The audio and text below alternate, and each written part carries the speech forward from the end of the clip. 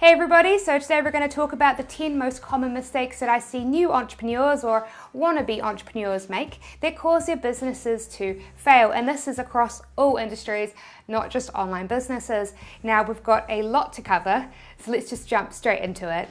1, they treat their businesses like a magical money vending machine. Seriously, I see it all the time. Most people who say that they want to start and build a new business aren't actually looking for that at all. Instead, they just want a magical money vending machine. A magical money vending machine where if they put $100 in, they'll get $200 back. But funnily enough, it doesn't quite work that way. Here's how it actually works. Most businesses take at least 6 months to turn a profit. 6 months? Really, Sarah? What a scam. Why on earth would it take so long? I want money right now. I'm sorry, but that's extremely unlikely to happen because you see, a business isn't some ambiguous thing that you do to make money. A successful business is when you do these 3 things well. 1, you find or create great products or services to sell. 2, you put those products in front of the right people. And 3, you give those people a great reason to buy. And there is a learning curve at getting good at these 3 things. Some people are a genius at doing them naturally, but like most things in life, the majority of us will have to learn through education and experience. Now, if you choose to live in a fairy tale land where you have unrealistic expectations of overnight success, then you can expect a failure rate of 99.9%. And let me explain why. In a recent video that almost no one watched, I highlighted a subscriber's store, Kyan. He said, "My print-on-demand business has failed. I don't know what I did wrong." So I took a look at his new business venture. Kyan's entrepreneurial goals was that he wanted to start a clothing line aimed at pug lovers. And so he had a cute pug cred formed by an artist. And then he slapped 2 slight variations of the pug onto 2 t-shirts. One awake and one sleeping. And then he went and slapped it onto socks and a pillowcase because why not? And that was it. That's all Kyan has done. Basically, he made and advertised 2 slightly different t-shirts and it turned out that nobody wanted to buy it. Here's a radical idea. Try again. Make a new design. It's your first time ever creating a t-shirt design, Kyan. Why would you expect that your first design would be a $1 million hit? And so as I said to Kyan, the only reason his pug store failed was because he gave up immediately. Now let's compare Kyan's response to failure to my good friend, Michael Shee, who designed this t-shirt for dog lovers that has made well over $100,000. When he launches a new t-shirt design, he'll see how customers respond to it. If the t-shirt doesn't make money, he's very happy to tweak the design based off customer feedback and keep tweaking it until he creates a money-making design like this one was here. So it's cliche, but it's true. If Kyan had kept building on his failed designs like Michael does, then those failed t-shirts would simply have been a delay to his success. Instead, by treating it like a magical money vending machine, he declared his store a failure, and thus he made it a failure. 2, they fall for shiny object syndrome. I know that this is a mistake that I've definitely made when I was first starting out as an entrepreneur. I've got a great idea. I'm gonna start a clothing line. It's gonna be amazing. What's this? Starting a social media agency? Cool, I'm gonna start one of those too. The problem though is that if you fall for shiny object syndrome, then all of your business ventures are almost certainly going to fail. And to figure out why, we just need to do some simple, quick maths. You've only got 24 hours in a day. Most of you watching will spend at least 8 hours at work, and then you'll spend at least 1 hour commuting and preparing for work. After taking out 8 hours for sleep, that leaves you with just 7 hours a day, which is not much time. With those 7 hours, you've got to cook, clean, help out your friends and family, and manage your life. Plus, have some downtime as well, so that you don't go insane and burn out. Most people will realistically be left with 1 to 2 hours each workday to work on their new business. And obviously with weekends you have far more time. Perhaps you are very disciplined and you're willing to work 8 hours a day. That means for most people you're likely to have around 20 to 25 hours a week at most on average to work on your new business venture. Now consider this, one of the business models that we teach on this channel is opening an online store and then drop shipping products in it. Usually I recommend that most new store owners devote at least 15 to 20 hours a week on their new business, and that's actually less time than most other business models because of the fact that this one is semi-automated. So just think about it. If you are trying to start 2, 3, 5 businesses, you'll literally run out of time to launch any of them. So pick one business and stick to it. 3, they overthink taxes. You know, I recently received a comment from one of my viewers who was watching a video on dropshipping and taxes. I almost don't want to start a business anymore. I don't even know if I should bother. I hate taxes. Well, Dominic, you know what? I hate taxes too. Almost no business owner I know likes thinking about taxes, and one of the benefits when I was working a job was I literally didn't have to give a single thought to my taxes. Here in New Zealand, if you work a job, thanks to a system called PAYE, the government will take taxes out of your paycheck for you.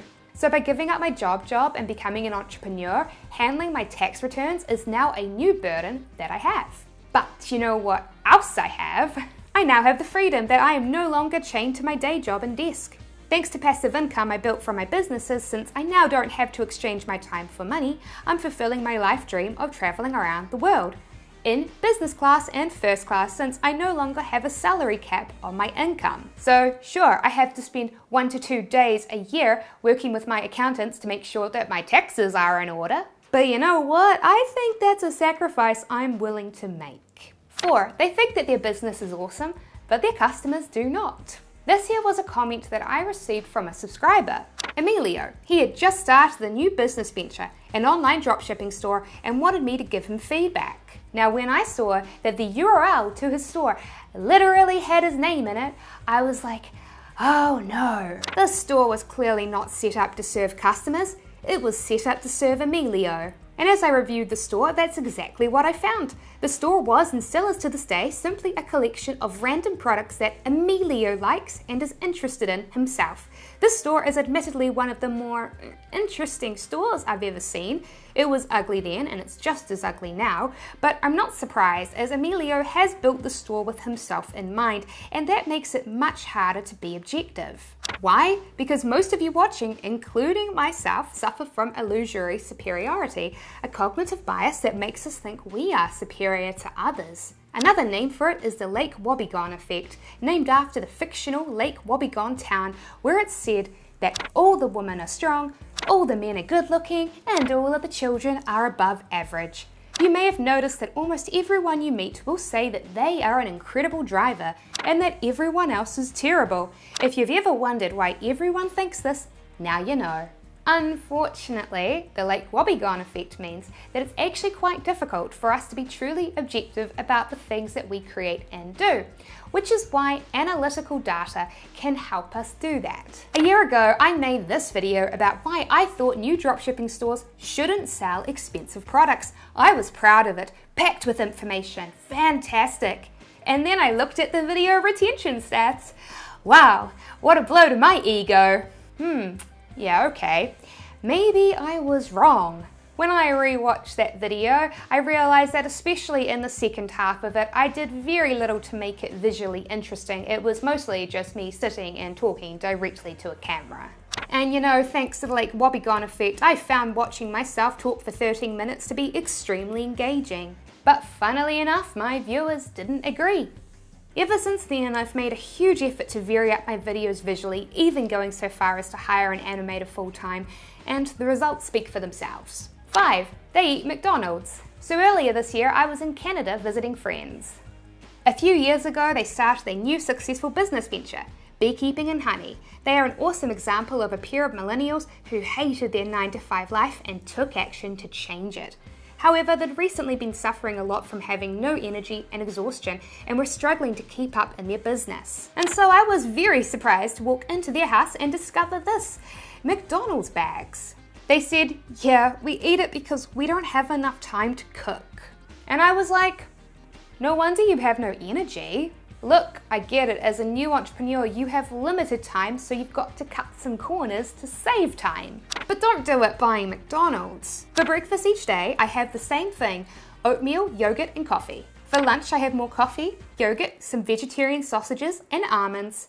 And then for dinner I have lots of vegetables that I chop up and throw into an oven for 30 minutes, along with some more vegetarian sausages. Plus some snacks, of course. And guess what? Not only is the food healthier and cheaper than McDonald's, but it's faster for me to prepare this than go through a drive-thru to get a Big Mac. In the beginning, your business relies on you. In the future, you'll build up passive income and be able to take breaks with less consequences, but at the start, you can't just call in sick. Eat well and exercise. Don't cut corners with your health. 6. They cut corners in the wrong places with their businesses. So I recently received this comment from a subscriber who asked for feedback for their new business venture, an online store that sourced its products with dropshipping. In it, he said that he watched this video, a 15-point checklist of mistakes new online store owners make. He said he watched it and made none of these. And so I decided, alright, let's see if he has indeed followed the 15-point checklist. And would you believe that John had not followed my 15-point checklist at all? Shocking, I know. Coming in at number 10 on my list was this: create unique product descriptions that sell the benefits of the products and not just the features. Well, as you can see, this is one area that John chose to cut corners in to save time. But this was a big mistake. Choosing to give up fancy dinners that take an hour to cook in exchange for simple healthy food that takes 5 minutes prep, good time save. Not taking time to make a well-written product description, bad, very bad. As an entrepreneur, your goal is to make money, and to do that, you need to do 2 things really well. 1 is marketing, 2 is sales. For an online store, your product page is literally your pitch to the customer. If I said to you, hey, I got this back brace for sale, would you go ahead and buy it? No, of course not. It's my job to explain to you why you should buy it, how it will help you, and convince you that you need it. So yes, you do need to look for opportunities to cut corners because we all have limited time, but you should always prioritize your sales and your marketing. 7, they try to compete on price. Let me just say this now, no matter your business, no matter your industry, price competition is bad. Everyone loses. So what is price competition? It's a price war when you try to compete with others in your industry on price, and guess what? You don't have to do that. You see, Narvin, just because someone is selling a t-shirt on eBay for $10 doesn't mean that you have to sell it for $10 too. Case in point, when I was running my video game store when I was just 16 years old, one of my biggest sellers were Pokemon games for the Nintendo DS and the Game Boy Advance. One way I'd get customers in is I would relist some of my games on this website here, Trade Me, which is New Zealand's version of eBay. No idea what people list this for sale for today, but back in my day, people were selling this for $20. Now, all Pokemon games, even slightly less popular games like this one, are still all mega popular. So there were always a lot of listings. But you know what? I didn't care. I'd list my copies of Pokemon Emerald for $40. Trade Me customers would see 5 listings side by side for the exact same game. 4 listings were priced at $20 each, and 1 listing, mine, was $40. And guess whose game sold the fastest? Mine did. Mine sold the fastest because I differentiated myself by having an amazing product listing. I had an awesome photo, I had a fantastic product description, I had an external website. When customers were buying from me, they weren't just buying a game, they were buying trust. So now then, stop looking at your competitors who are selling items and services for lower prices and think that you need to price match them. Think about other ways to differentiate yourself instead. 8, they underestimate their customers' intelligence. I remember receiving a comment from one of my subscribers. Boss Tech, he was an entrepreneur who had started a new business venture. He had set up an online store selling watches that he was importing from China. Now on the surface, it looked like a fancy watch store. What with that picture of the businessman on the front page in a suit wearing a nice watch and all. There was just one problem with that though, these prices. They look pretty cheap for nice watches, don't they? They certainly do, and that's because Boss Tech wasn't selling nice watches, he was reselling cheap fake luxury watches from AliExpress. And yet here was Boss Tech trying to give his store this luxury, professional aesthetic. But you know what? It didn't work because customers aren't stupid. Just because you mimic a fancy watch store and give your watch a pretentious French name like Band doesn't mean customers will fall for it. And you know, perhaps Boss Tech wasn't trying to pretend that he was selling fancy watches for cheap prices, but it certainly came off that way. Remember, your customers are smart. Don't underestimate their intelligence. 9, they try to do everything themselves.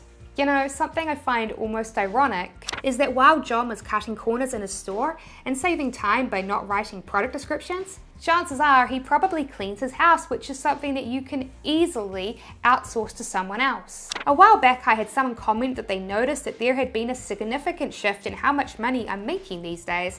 What changed? Well, as I said to them in a reply that could have probably used the spell checker, in the past few years I've placed more emphasis on doing something I'm genuinely bad at, hiring people. And you know what? It's massively paid off. By hiring people to help me complete tasks, I'm able to save time, which I can then use to expand and grow my businesses. Of course, most people are not willing to do that. Most people are obsessed with preserving their money rather than their time, which leads me on to something that's extremely important. 10. They are afraid to invest and lose money.